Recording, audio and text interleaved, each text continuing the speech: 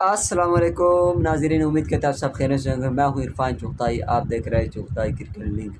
आप अगर मेरे पेज पे नए हैं तो मेरे पेज को ज़रूर फॉलो करें, शुक्रिया। पाकिस्तान की टीम के साबिक़ कप्तान शाहिद अफरीदी ने मीडिया से बात की है।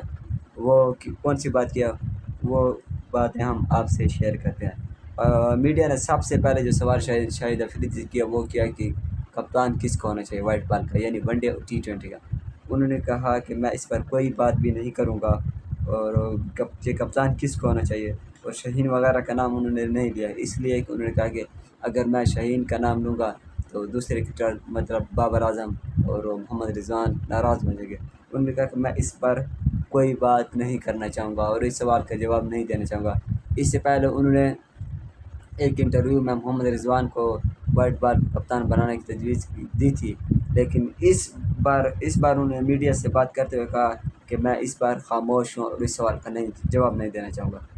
दूसरा सवाल उनसे यह हुआ कि क्या शाहीन अफरीदी पर एक साल की पाबंदी लग रही है और शाहीन और बाबर के मसले को आप किस तरह देख रहे हैं। उन्होंने कहा कि अल्लाह बेहतरी करेगा कि पाबंदी क्यों लगेगी, शाहीन और बाबर सब हमारे बच्चों की तरह। उन्होंने कहा कि शाहीन और बाबर जो है मतलब जितने भी क्रिकेटर हैं इस टीम में वो हमारे बच्चों की तरह है और उनको बिठाकर मसले का हल निकाल लेना चाहिए।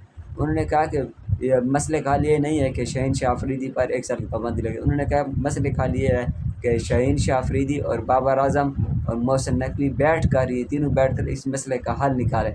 और उन्होंने कहा कि सबसे बड़ा मसला क्या है कि उन्होंने कहा कि किसकी वजह से किसी के दरमियान गलतफहमी हुई, उस बंदे की तलाश भी इन तीनों को मिल बैठ कर करनी होगी कि किन की वजह से इन क्रिकेट के दरमियान गलतफहमी हुई।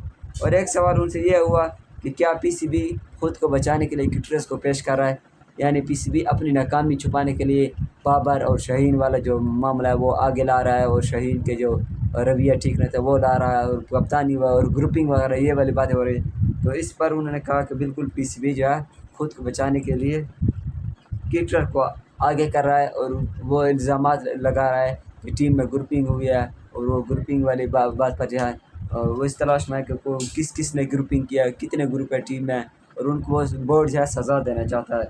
और इसके अलावा पाकिस्तान बोर्ड जो है वो अपनी नाकामी क्यों छुपा रहा है, नाकामी इसलिए छुपा रहा है कि उनको पाकिस्तान बोर्ड को पता है कि नाकामी जो है ये नाकामी ये क्रिकेटर की नहीं है, ये नाकामी हमारी है और ये इस सारी बुरी शिकस्त का जो मतलब मलबा है वो पाकिस्तान बोर्ड क्रिकेटर पर डालना चाहता है।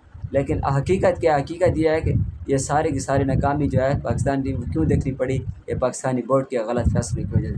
गलत फैसले कौन से हैं वो आपसे शेयर करते हैं। सबसे बड़ा जो गलत फैसला हुआ वो ये हुआ कि शाहीन शाह अफरीदी से कप्तानी ली गई बाबर आजम से। पहले उससे कप्तानी छीनी गई, फिर शाहीन शाह अफरीदी को दे दी गई, फिर एक ही सीरीज़ के बाद शाहीन शाह अफरीदी को उससे कप्तानी छीनी गई और फिर बाबर आजम को दे दी गई।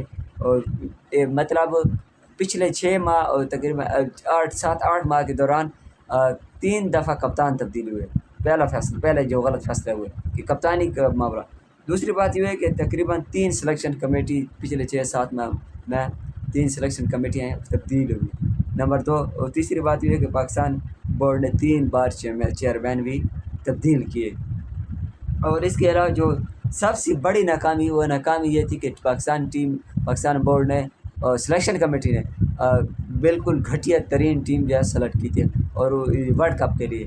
वर्ल्ड कप में जो घटिया तरीन प्लेयर थे उन प्लेयर्स के आपसे नाम शेयर करते हैं वो कौन कौन से प्लेयर हैं। उनमें सबसे पहला घटिया तरीन प्लेयर जो है वो शादाब खान है, आउट ऑफ फॉर्म है, जो अब श्रीलंका लीग में जो है शेनवार बना हुआ है, मुरलीधरन बना हुआ है, हैट्रिक पे हैट्रिक कर रहा है। वो तकरीबन 3 और 4 मैच हुए, तकरीबन 20 विकेट ले चुका है और ट्विटर पर जो है ना वो अपने वो भी शेयर कर रहा है कि मैंने ये कर दिया वो कर दिया, शकीन उसको बहुत ट्रोल कर रहा है। और इसके अलावा दूसरा जो सबसे बड़ा नाकामी का सबब बना टीम की वो रहे इफ्तिखार अहमद। इससे पहले इस नंबर पर आसिफ अली खेला करते थे, लेकिन वो कभी कभी मैच को फिनिश करते थे और मुझे नहीं याद जब से इफ्तिखार अहमद आए कि उन्होंने कोई मैच फिनिश किया हो और उन्होंने इस टीम को बहुत बुरी तरह शिकस्त दो चार करवाया। इसके अलावा एक और प्लेयर जो साइम अयूब, जो CPL में बड़ा अच्छी करकर्दी दिखा रहे थे, PSL में अच्छी करकर्दी दिखा रहे थे, सब कह रहे थे कि साइम अयूब को मतलब टीम में दाखिल को साइम अयूब के लिए वो बुरी तरह नाकाम रहे। और चौथे प्लेयर आज़म खान इंग्लैंड वाली सीरीज़ में भी नाकाम रहे, वर्ल्ड कप में भी नाकाम रहे। यानी 4-5 ऐसे प्लेयर सिलेक्शन कमेटी ने सेलेक्ट किए जो बिल्कुल घटिया तरीन थे, और उन्होंने दिखा भी दिया कि हम बिल्कुल घटिया तरीन प्लेयर हैं और हमने हमारी कारकर्दगी बिल्कुल ज़ीरो है। और वो पीसीबी जो अपनी नाकामी छुपा रहा है वो इस पर नहीं बात कर रहा है कि क्या पिछले 6-7 माह में हमने 3 सिलेक्शन कमेटियाँ तब्दील की, चेयरमैन तब्दील किए, कप्तान को बार-बार तब्दील किया, कोचेस तब्दील करते रहे, और वो खुद पर ज़िम्मेदारी नहीं लेना चाहता पीसीबी।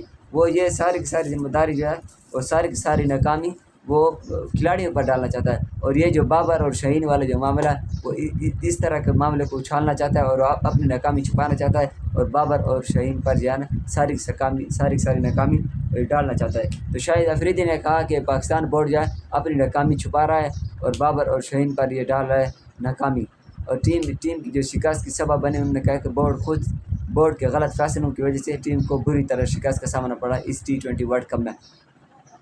और आपको याद भी रहे कि पाकिस्तान टीम ने इस वर्ल्ड कप में बेहतरीन कारकर्दगी दिखाई थी, और ख़ासकर पाकिस्तान इस वर्ल्ड कप में अमेरिका जैसी मतलब हल्की टीम से भी पाकिस्तान इस वर्ल्ड कप में हार गया था, और पाकिस्तान को बुरी तरह शिकस्त का सामना करना पड़ा था। पाकिस्तान सुपर 8 तक भी क्वालिफाई नहीं कर सका।